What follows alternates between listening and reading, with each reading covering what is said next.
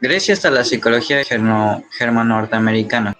Como primera fase tenemos la psicología de la antigüedad griega y latina, donde dos principales exponentes fueron de gran impacto. Tenemos a Platón y Aristóteles. Para Platón, el alma era el valor más grande que tiene el hombre, pues es el principio que nos da la vida, pero lo observaba como un principio de racionalidad, pues en ella nos alcanzamos con la ciencia y las acciones concretas que Platón tenía, además de que Platón defendía la ética y las buenas acciones. Platón defendía la idea de la ética. Esta no solo pertenecía al alma, sino que él decía que el ser humano no tiene maldad y que nadie es malo por naturaleza, sino que una persona se vuelve malvada debido a la adquisición de malos hábitos y del ambiente en el que se desenvuelve. La realidad para Platón era intangible, por un lado la cual era eterna y por otro lado la realidad sostenible formada por las cosas. Distinguía su mundo de ideas de tres escalones. Primero las ideas del bien, luego con objetos estéticos y éticos y por último las ideas de las cosas. Aristóteles, por otro lado, fue el discípulo de Platón. Él tenía un pensamiento aristocrático basado en la biología, mientras que Platón dio importancia a una filosofía de objetos ideales de las matemáticas.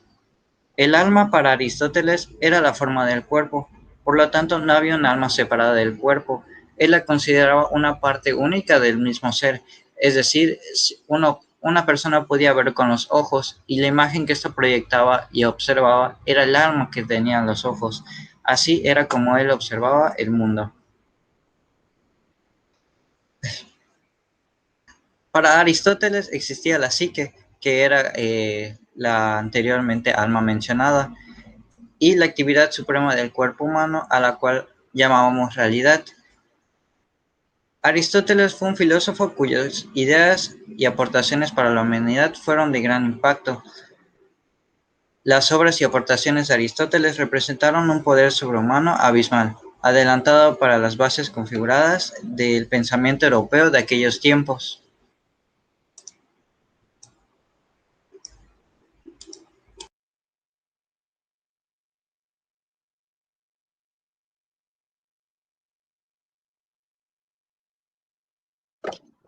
Yo les hablaré de San Aurelio Agustín.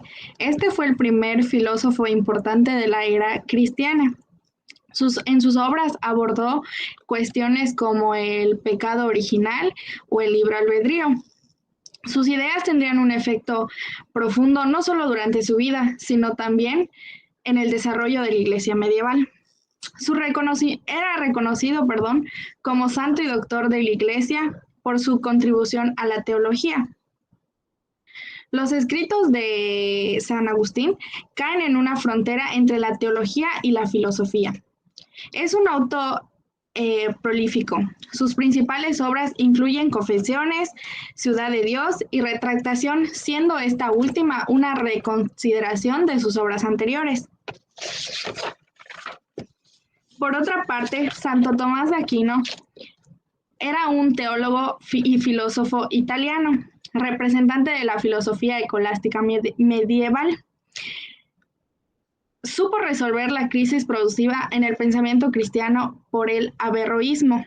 El averroísmo resaltaba la independencia del entendimiento guiado por los sentidos y planteaba el problema de la doble verdad, tarea que compatibilizó con la redacción de sus primeras obras, en las cuales empezó a alejarse de la corriente teológica mayoritaria.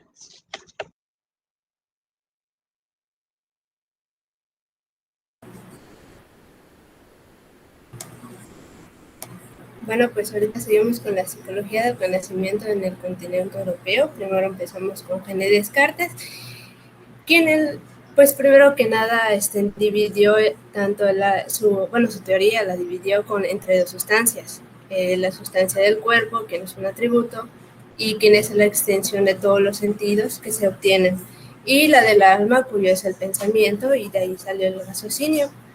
También lo que hizo fue puso una de sus nuevas frases, que fue primero pienso y luego existo. Esta es una de sus más grandes frases célebres, ya que él decía que primero uno debe de reflexionar antes de que algo exista o antes de que des algo por hecho. Vemos mucho ahorita su filosofía como algo que se ha mantenido hasta ahorita, es uno de los grandes y puede ser conocido por varias cosas. Por ejemplo, incursionó no solo en el campo de la fisiología, sino que también incursionó prácticamente en los campos de geometría analítica, hizo aportaciones fundamentales en la mecánica, la óptica, la geología, etcétera. Y es por eso que también es muy reconocido. Vamos a hablar de Gottfried Leibniz.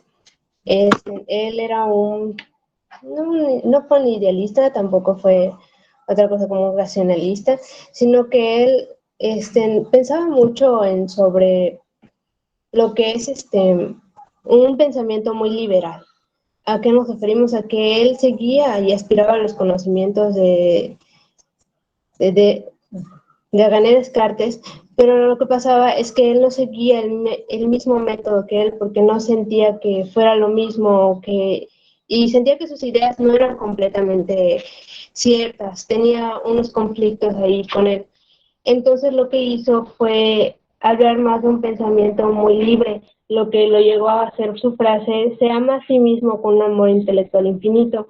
Esto que nos refiere, que él tenía el pensamiento de que algo se nos toma, decirlo así, que nosotros teníamos que hacerlo real como tal. Y que decía él que pues tenemos que pensar infinitamente, tenemos que ser completamente libres en ese tipo de pensamiento, de creatividad, de raciocinio, lo que hizo que pues fueron los acontecimientos de la mente que no solo producieron o sea, Descartes decía que todos los conocimientos venían de una experiencia. En cambio, él decía que nosotros podíamos pensar por nosotros mismos, sin necesidad de una experiencia por sí sola, y que nosotros podíamos crear por nosotros, sin necesidad de nada más, de un sentimiento o una sensación externa. Bueno, empezamos con el empirismo inglés en el Renacimiento y la Ilustración, con George Blaker. Él era completo idealista y creía en la subjetividad o en el inmaterialismo, o sea que todo lo que nosotros tocamos puede que exista o no, o sea, como ahorita dicen así de que pues no sabes si algo realmente existe a menos de que haya algo que pues, o sea, nosotros creamos, nosotros vemos, nosotros creamos y después existe dicha cosa. Es un concepto empirista y de hecho se relaciona mucho con Tom Hobbes, quien también es un físico teólogo. De hecho, vincula al sujeto de la ontología y con ello elimina la subjetividad de todo cuerpo y espacio geográfico. También pasamos con Thomas Hobbes, quien es uno de los primeros empiristas ingleses. Ahí él era más como un historiador, se fijó mucho en la democracia y creía muy fuertemente en que no existía una democracia completamente verdadera, sino que no creemos en la democracia, no hay democracia ni buena ni mala, ni tampoco hay mixta, lo que significa que nadie es dueño de nadie. Decía que los humanos eran completamente agresivos, éramos completamente egoístas y éramos muy ansiosos de poder, por lo que consideraba muy peligroso que nosotros como personas no pensemos o más bien idealicemos a otra persona y la otorgáramos como un gobernante. Ahora vamos a hablar acerca del conductismo y sensacionalismo francés durante la Ilustración. Les voy a hablar acerca del autor Julien Offray de La Mettrie. Este autor tenía 4 ideas principales. La primera es que toda actividad psíquica procede de las sensaciones y por lo tanto del cuerpo. Esto significa que la interacción con el hombre en su entorno se basa en los diferentes sentidos que tiene el ser humano. Estos sentidos son como el de olores, los sabores, el tacto, etc. Todas estas sensaciones vienen de las habilidades del cuerpo. La segunda idea que este autor maneja es que la mente tiene una relación mucho más íntima con el cuerpo. Esto nos quiere decir que no existe separación alguna entre lo que sucede en nuestra mente y lo que ocurre en nuestro cuerpo. Nosotros somos nuestro cuerpo. Este autor solía tener esta idea sobre que la mente y el cuerpo tienen una relación mucho más fuerte de lo que se creía en esa época. Esta idea la puso en su libro Historia Natural del Alma, cuyo trabajo le provocó la persecución de su clero y tuvo que irse a refugiar a Holanda. La tercera idea que el autor nos maneja es que demostró que existe una única sustancia material cuya facultad fundamentales son la extensión, el movimiento como la actividad interna de la materia y la sensibilidad. Facultades que poseen tanto los vegetales, los animales y el hombre.